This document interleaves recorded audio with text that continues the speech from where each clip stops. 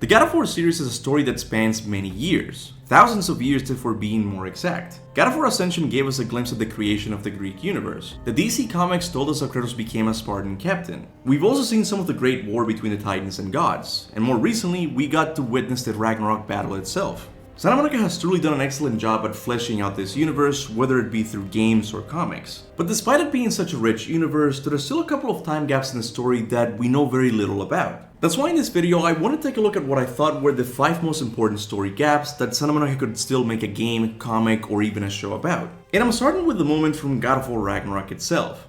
I wanted to visit Fenrir. For 2 days.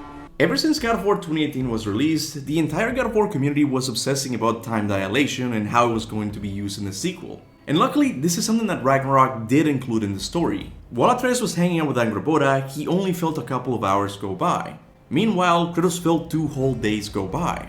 Now, during my first playthrough of the game, I thought that this time gap would eventually be addressed via some time travel section, where Kratos or Atreus would witness past Kratos frantically looking for his son. I also thought that we would get an explanation as to how Kratos obtained his Valor ability, as up until this point in the series, his rage attacks were always, well, ragey. So I thought that in this time gap, Kratos did something so honorable that he was given this Valor ability. But as you know, this missing time gap was never brought back in the game. A possible reason why Santa Monica didn't bother with it is because they might have felt like there was already a similar moment in the game, so it would have been pointless to cover the same emotions Kratos felt at that time. But I disagree. When Atreus went to Asgard, at least Kratos saw him leaving. Kratos was worried, but at least he knew no one had taken him. Meanwhile, when he went to Ironwood, from Kratos' perspective, Atreus had just gone to sleep. But the next day when Kratos entered his room, all he saw was an empty bed. And as a father, what do you think he would have done at that point? One time my little brother didn't return from school at his usual time, and my father and I just went out looking for him. Turned out that he just went to a friend's house to play video games. But that worry my dad and I felt was very real when we were looking for him. And I would say this worry would have been even more intense in the world of God of War, as at the time of Atreus' disappearance, Freya was still considered a very powerful enemy.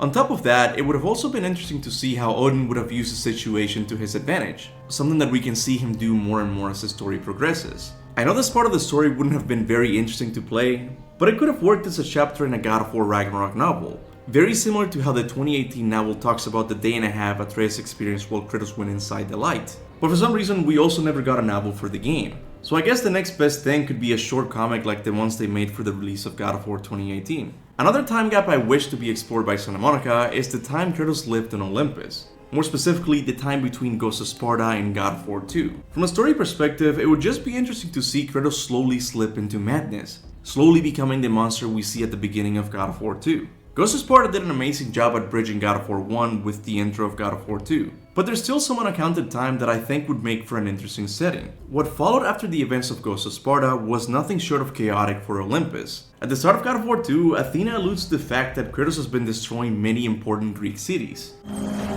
With every city you destroy, the wrath of Olympus grows.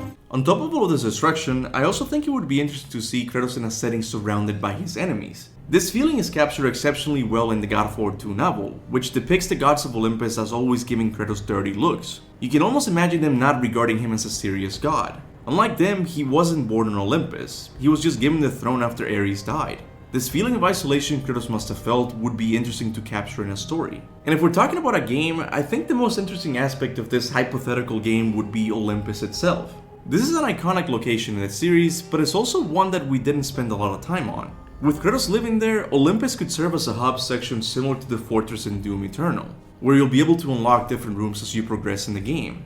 I don't like doing much walking on Ironwood, but if you let me walk on the shining floors of Olympus while coming across gods that I already killed in previous games, and uncovering secret rooms like the trophy room David Jaffe mentioned, I guarantee you I will spend most of my playtime there. And imagine using this crying pool as a game map. You simply look at where you want to land in the world below and just step right through. We've seen this in a cutscene, but can you imagine how seamless that could look on the PS5? Yeah, I know this will probably never happen, but you can't deny that it wouldn't make for an interesting setting.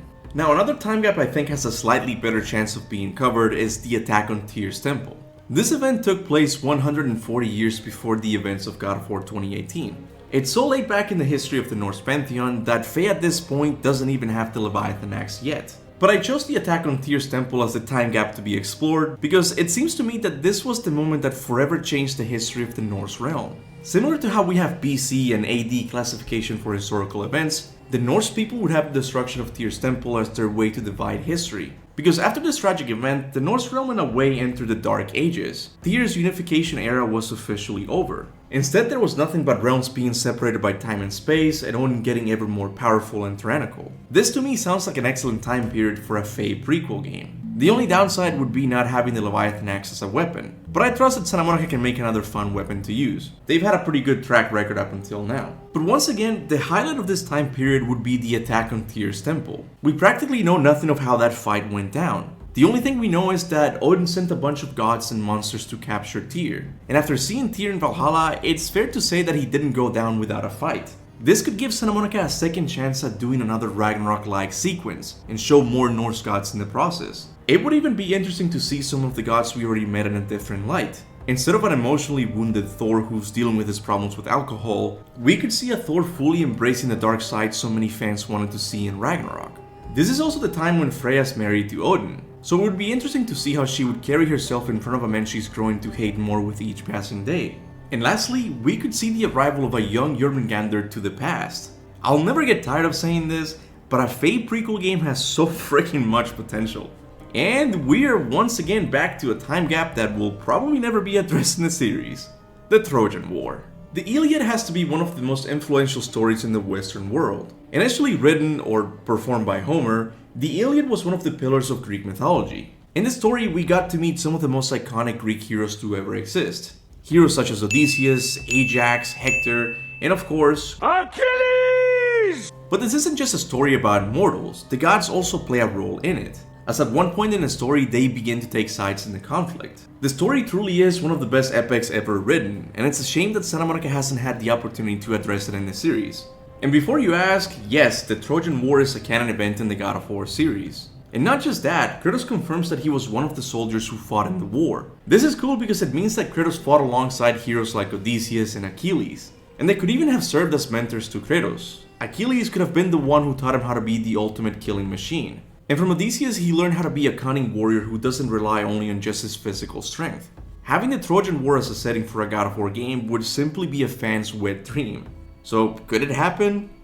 I really don't know. I lean more in the direction of saying that it will never happen, but then again, Kratos in God of War Ragnarok in a way teases fans on this possible setting, as he says that what is written about this event, the Iliad, isn't exactly as the same as what really happened in the war, and this has God of War written all over it. As you know, one of my favorite moments in the series is seeing how Santa Monica changed the story of how Atlas ended up holding the world on his shoulders. Same with how they handled Baldur's death. Santa Monica has a talent for retelling these stories in an interesting way, and I would love it if they did the same with the Trojan War.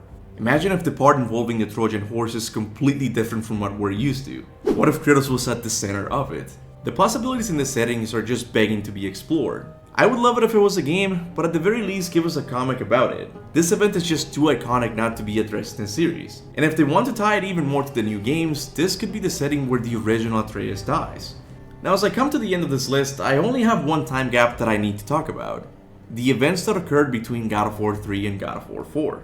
Out of all of the events I discussed in this list, I would say that this is the one that is most likely to be explored in the future. Whether it will be a comic or game, I don't know. But there's just too much information in this time gap that needs to be explored. I know that Fallen God takes place in this time gap, but in all honesty, it barely answered the questions we all wanted answers for. Questions like how Kratos was able to survive the ending of God of War 3. Or how the Blades continue to follow him, and who the mysterious woman who brought Kratos to Scandinavia is. We also have to realize that this is one of the biggest time gaps in the series' history, probably the biggest time gap in Kratos' life, as it spans hundreds and hundreds of years of Kratos just wandering the earth. It's such a long time period that before Kratos arrived in Scandinavia, Greece was already rebuilt.